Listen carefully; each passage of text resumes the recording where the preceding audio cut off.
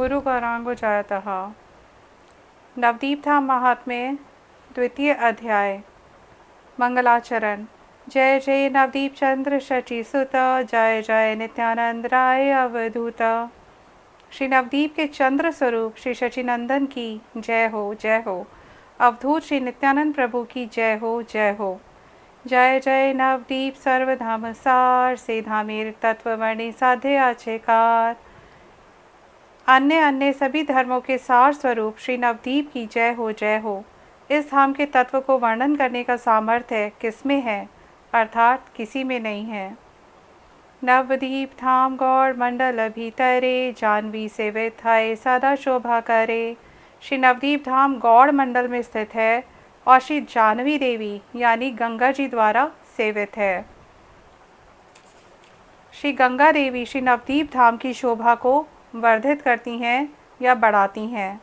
श्री गौड़ मंडल और नवदीप धाम का परिमाण यानी ये कितना बड़ा है। श्री गौड़ मंडल 21 योजन 24 कोस अर्थात 168 मील परिधि वाला है और इसके मध्य में श्री गंगा देवी इधर उधर सर्वत्र सदैव प्रवाहित होती रहती हैं। श्री गौड़ मंडल 100 पंखड़ियों वाले कमल पुष्प के समान है और इसके मध्य भाग में बहुत सुंदर श्री नवदीप विद्यमान है। इस पुष्प के बीच में 5 कोस या 10 मील परिधि वाला अंतर्दीप कर्णिका स्वरूप आकार है। अत्यधिक सुगंधित 8 दल वाला यह पुष्प श्री नवदीप 4 योजन यानी 16 कोस अर्थात 32 मील परिधि वाला है। इस कमल के पुष्प की बाहरी पंखड़ी रूप संपूर्ण गौड़ मंडल 100 दल का है और उसकी परिधि 21 योजन यानी 84 कोस अर्थात 168 मील की है।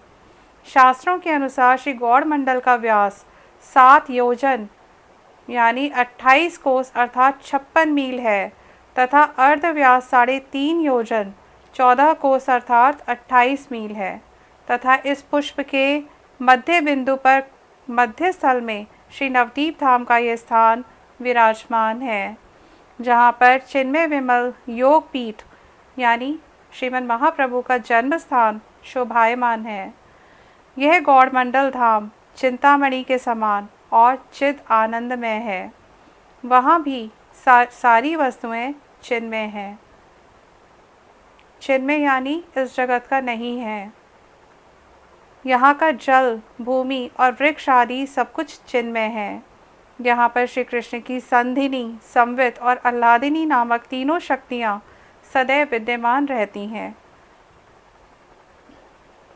स्वरूप शक्ति की संधिनी के प्रभाव की परिणति ही इस धाम का स्वभाव है, अर्थात यह चिन्मय धाम संधिनी शक्ति की परिणति है। ये कहा जाता है कि बलदेव प्रभु ही 10 प्रकार से भगवान कृष्ण की सेवा करते हैं। धाम के रूप में भी नित्यानंद प्रभु या बलदेव प्रभु ही विराजमान हैं और उन्हीं की शक्ति को संधिनी शक्ति कहा जाता है। अविद्याग्रस्त बद्ध जीवों का धाम दर्शन। श्रीमद् महाप्रभु की लीला भूमि होने से यह धाम नित्य है। यद्यपि अचिंत्य शक्ति का कोई भी कार्य प्रापंचिक नहीं होता, फिर भी बाहरी रूप से यह धाम अविद्या के भ्रम में भ्रमित बद्ध जीवों को प्रपंच जगत के समान ही प्रतीत होता है। जिस प्रकार मेघ से आच्छादित नेत्र वाले व्यक्ति सूर्य को मेघ द्वारा आच्छादित समझते हैं, किंतु सूर्य कभी भी मेघ द्वारा आवृत नहीं होता, उसी प्रकार ये गौड़ मंडल भी चिन्मय है। जड़ बुद्धि विशिष्ट व्यक्ति ही इसे जड़ में देखते हैं। जैसे कई लोग वृंदावन जाते हैं तो वो कहते हैं कि यहाँ पर कितनी गंदगी है, गवर्नमेंट को इससे साफ़ कराना चाहिए, टेम्पल्स को रेनोवेट करना चाहिए, तो वो एक्चुअल वृंदावन या धाम को नहीं देख पा रहे हैं, वो चर्म चक्षुओं से देख रहे हैं। धाम को, वैष्णवों को और ठाकुर जी को देखने का माध्यम आँखें नहीं, कर्ण है, कान है। जब कानों से हम उनका महात्म्य सुनेंगे तभी ये माया का जाल हमारे ऊपर से गुरु वैष्णव उठाएंगे और उस चिन्मय धाम की अनुभूति हम कर पाएंगे। जिनके प्रति श्री नित्यानंद प्रभु की कृपा होती है वे इस आनंदमय धाम की चिन्मयता के दर्शन करते हैं। उन्हें ही दिखाई देता है कि यहाँ पर गंगा, यमुना, सरस्वती और गोदावरी आदि पवित्र नदियाँ एक साथ मिलकर प्रवाहित हो रही हैं और ये सदैव विद्यमान हैं तथा विशेष विशेष स्थानों पर प्रयाग आदि सप्तपुरियाँ भी विराजमान हैं। भाग्यवान जीव इस गौड़ मंडल का निर्मल और साक्षात वैकुंठ तत्व के रूप में दर्शन करते हैं। स्वरूप शक्ति की छाया का नाम माया शक्ति है। यही माया प्रभु की आज्ञा से अपने प्रभाव का विस्तार करती है। यह माया बहिर्मुख जीवों के नेत्रों को ढक देती है, जिसके फलस्वरूप सभी लोग चिद धाम के प्रभाव का दर्शन नहीं कर पाते। बहिर्मुख लोग यानी जो लोग भगवान के प्रति भावना नहीं रखते, उन्हें बहिर्मुख कहा जाता है। श्री गौड़ मंडल वासियों का स्वरूप क्या है? इस गौड़ मंडल में जो निरंतर वास करते हैं, वे इस संसार में बहुत सौभाग्यशाली हैं। देवता लोग भी स्वर्ग से जब इस गौड़ मंडल में वास करने वाले लोगों को देखते हैं, तो उन्हें सभी चतुर्भुज रूप धारण किए हुए श्याम कांति और अद्भुत रूप तथा सुंदर कद काठी वाले दिखाई देते हैं। श्री नवदीप धाम के 16 कोस में वास करने वाले सभी व्यक्ति गौर कांति से युक्त हैं और सदैव नाम संकीर्तन में रत रहते हैं। नवदीप वासियों के प्रति श्री ब्रह्मा द्वारा की गई स्तुति। ब्रह्मा आदि देवता भी अंतरिक्ष से नवदीप वासियों की अनेक प्रकार से पूजा करते हैं। ब्रह्मा बोले, कबे मोर हीन भाग्य हबे, नवदीपे तरण कलेवर पाव जबे। श्री गौर चरण सेवा करे जत जन, दासा बार पद रेणु लभिब कखन। ब्रह्मा जी कहते हैं, मेरा ऐसा सौभाग्य कब होगा जब मैं भी नवदीप में तृण के रूप में जन्म प्राप्त करूंगा। यदि कोई कहे कि ब्रह्मा होकर ऐसे जन्म की अभिलाषा क्यों करते हो, तो इसके उत्तर में कहते हैं, हे भाई, तभी तो श्री गौरांग महाप्रभु के चरणों की सेवा में लगे हुए सभी भक्तों की चरण रज की प्राप्ति होगी, अन्यथा किसी भी प्रकार से संभवपर नहीं है। हाय हाय, श्री गौरचंद्र ने मेरी वंचना करके मुझे ब्रह्मांड का अधिपति बना दिया। मेरे कर्मों की गांठ कब कटेगी? अभिमान को त्याग कर मेरा मन कब शुद्ध होगा? मेरी अधिकार बुद्धि कि मैं इस जगत का सृष्टि करता हूँ, ऐसी बुद्धि कब नष्ट होगी? मैं कब शुद्ध दास बनकर श्री गौरांग महाप्रभु के श्री चरण कमलों का आश्रय प्राप्त करूँगा? महिमान्वित श्री नवदीप धाम, देवता, ऋषि और रुद्र आदि श्री नवदीप धाम में स्थान स्थान पर विराजमान हैं। चिरकाल तक तपस्या करके जीवन व्यतीत करने पर भी ये सब श्री नित्यानंद प्रभु की कृपा प्राप्त नहीं कर पाते।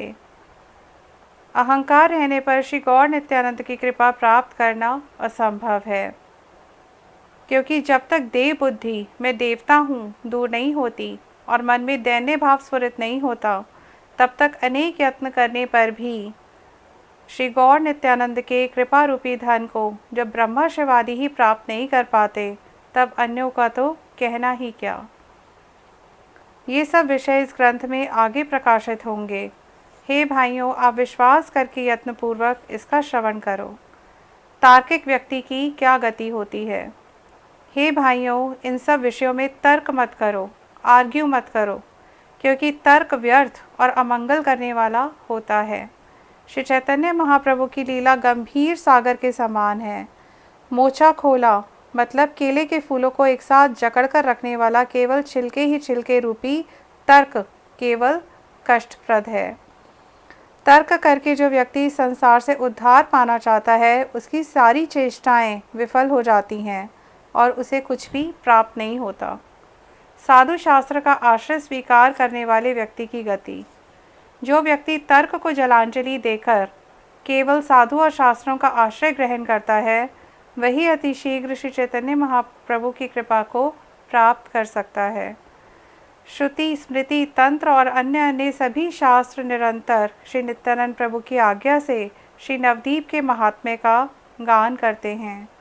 साधुओं के वचनों पर विश्वास करके उन सभी शास्त्रों को पढ़ो, तभी तो तुम्हें श्री नवदीप की महिमा का ज्ञान होगा। कलयुग में केवल श्री नवदीप धाम ही बलशाली है।